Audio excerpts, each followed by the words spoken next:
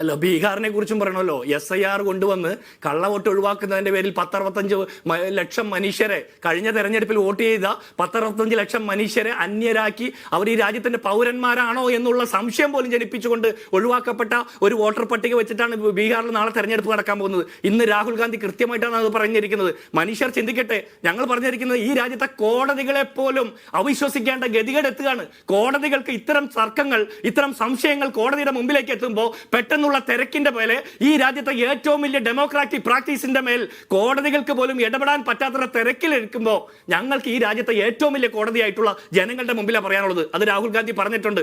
ഓരോ ഘട്ടമായിട്ട് ഇത്രയും കാലം സംശയം ഉണ്ടായിരുന്നത് ഓരോ ഫാക്ട് വെച്ച് യാഥാർത്ഥ്യങ്ങളുടെ ബലത്തിൽ രാഹുൽ ഗാന്ധി ജനങ്ങളുടെ മുമ്പിൽ ഈ വിഷയം അവതരിപ്പിച്ചിരിക്കുന്നു. ഇത് അടുത്ത ഘട്ടത്തിലേക്ക് ഞങ്ങൾ കടക്കും. ജനങ്ങളെ അണിനിരത്തിക്കൊണ്ട് രാജ്യത്തിന്റെ തെരുവ് നിറഞ്ഞുകൊണ്ടുള്ള സമരങ്ങൾ ഇവിടെ ഉണ്ടാകും.